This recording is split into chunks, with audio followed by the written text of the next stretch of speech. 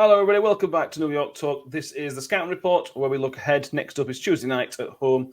We host Hull City. We have Nathaniel from Hull and back for joining us. How are you doing, mate? I'm excellent.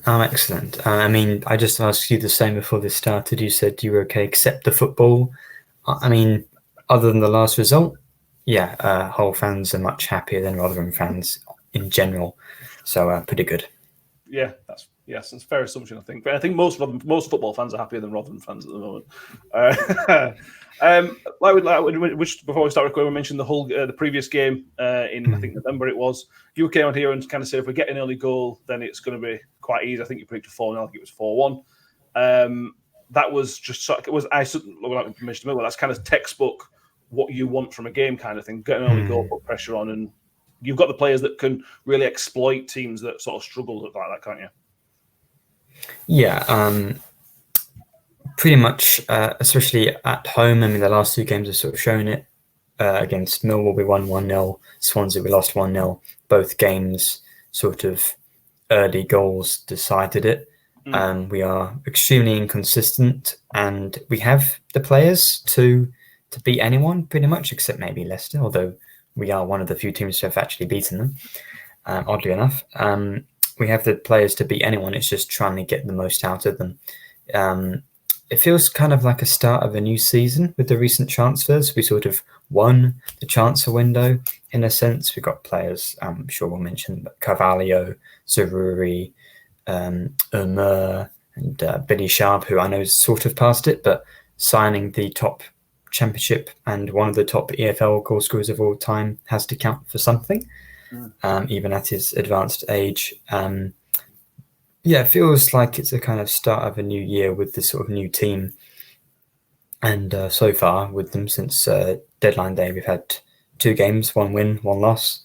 Pretty much sums up the team at the moment. And I think that first goal is going to be crucial tomorrow night. If Rotherham get it up, it could be quite a tough away game, sort of Yorkshire derby, and maybe we struggle against the teams lower down in the table to break them down. But then if we get the first goal like we did in November, it could be another easy win. So it's a bit difficult to tell. First 10 minutes is going to show how the game's going to go.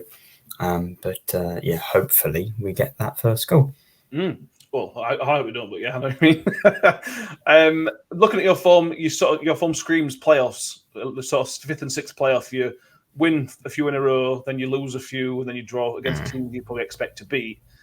Sitting here in February, still well in the playoff picture. Are you sort of happy where you are on the table at the minute? I mean, if you offered where we would be in the table at this moment, or even 1 or 2 places below it, at the start of the season, we'd be delighted. I think because the signings in the summer, and then especially, on deadline day in the summer, we got Philogene and Tyler Morton, who have been 2 of our best signings, 2 of the best players in the league because they've been fantastic.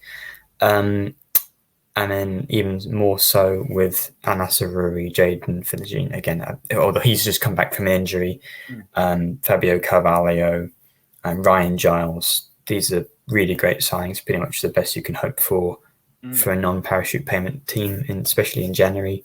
So, I think the expectations have been raised a bit. We'll, probably come the end of the year, if we don't get playoffs, we'll probably still look back at the season as a lot of progression because we finished 15th last year. The team's still progressing, and we feel like next year we should be there and thereabouts again. But because January has been so good, I think the expectations raised a little bit to, from playoffs would be nice, but top 10 is solid, to playoffs are sort of not financially a must, as some fans have suggested from other clubs, but probably more of a must in terms of just, seeing some sort of value for money in the signings we've made. If we finish 7th or 8th, I don't think anyone's going to call for the managers to go, so long as the performances are better than they were at the weekend. But I'd still be, at the end of the season, after a few weeks have gone by, happy with 7th, 8th, 9th, something like that. But playoffs are certainly a possibility, well, games like this are really going to decide it because there aren't many left. But yeah, that's what we should be aiming for. I mean, if you sign Carvalho and Giles and Zaruri in January, that's clear that you should be going for that. So yeah, I reckon. I don't know whether it's going to happen. It's very difficult to tell because we're just so inconsistent. But I mean, I'd like to know more. I'd like to feel like I have more of an understanding of where we're going to be. But it's a championship, so anything's going to happen. True. This next question, you probably might not have the answer to this, but you've signed the signings, your players you brought in are brilliant signings, and you've kind of beat off opposition from Leeds and other people like that. What is the draw at the minute for these players to come to Hull City? Is it Rossini? Is it the chairman putting a bit of money behind it? Where are these? Why this? Again, you might not know the answer, but why do you think these guys are coming to Hull at this stage? Well, no, that's actually an excellent question because a lot of people have asked that. We can barely believe it ourselves, even though we sort of know the context. But I mean, 3 years ago, before Ajin Ilacela, the sort of Turkish Simon Cowell, took over the club, we had an equal budget to yourselves. Definitely one of the lowest in the championship.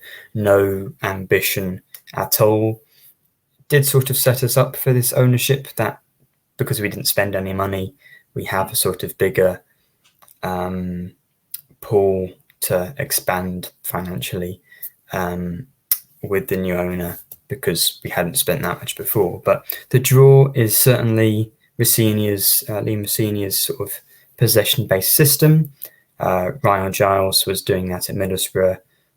Scott Twine earlier in the season and Anas Aruri from Burnley have been doing that with Vincent Kompany.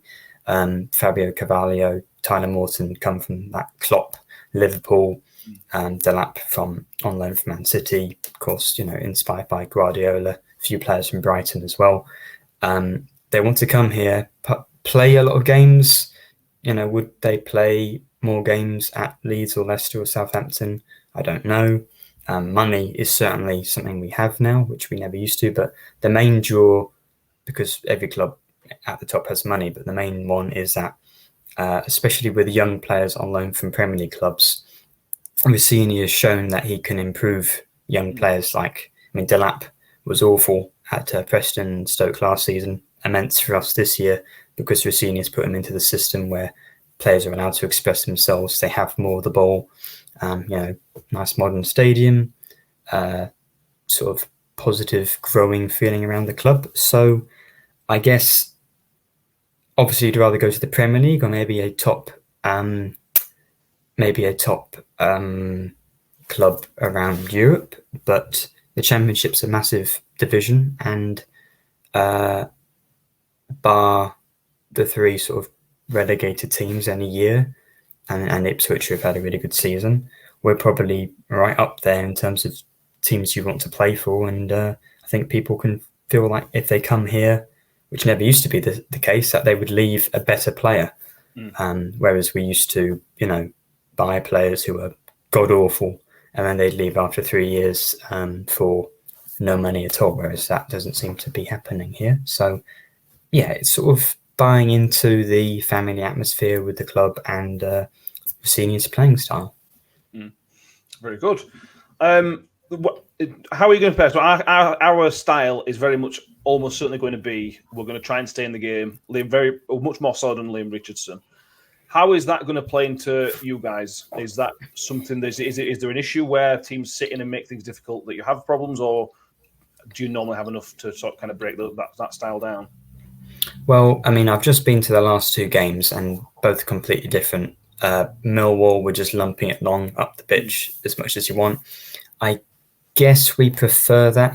We find it difficult, especially at home, when the away team is happier to get a draw than maybe go for the game. I mean, it might feel like a home game because we will have more of the ball than we would, if we were playing someone else like a Swansea. But then Swansea sort of played out of the back because we just lost to them. So yeah, sometimes it feels like a bit of a war of attrition at home when we're playing against a sort of low block. I think that will suit us though, because probably suit Rotherham as well. other teams are just much more efficient with their chance creation than we are. We have more of the ball and fewer shots, whereas the other team, usually just have a few chances and score. So defensively, we're not that solid, so we could be sort of susceptible to a counter attack. But I think we're going to be quite happy if Rotherham are going to sit in a low block. We can have the possession and over 90 minutes feel like we can get enough chances to score and win. But probably be quite a tight game. I don't see it being a repeat of the 4-1 or 4-2 from the previous season at the New York Stadium. I think we'll be quite happy if that's the way the game goes. Yeah, I think it will be. Let me trouble you for a prediction, then finish off. Actually, you got almost bang on last time. What's your prediction for this time? Well, we've not scored more than 2 goals in quite a long time. Not all year, although of course in early February, that isn't that impressive. I think our last 3 games have been 1-0. Either to us or the opposition. I think this could be the same. If we play the way we did against Swansea, then we could be joining you in League One next year. If we play like that every single game, but I doubt it. I'm sure you've heard a lot of this, and I don't.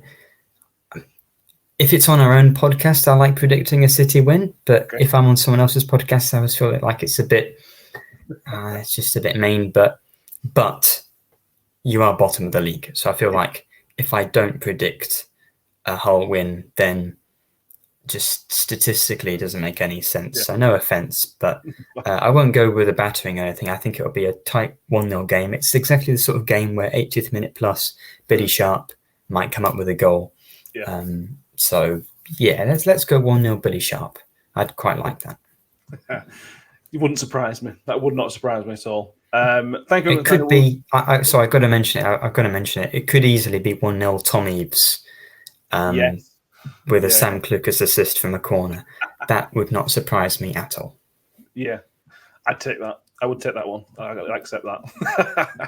Thank you very much, Nathaniel. We will put the links to Hull and Back in the podcast in the show notes. If anyone wants to check that out, please do so.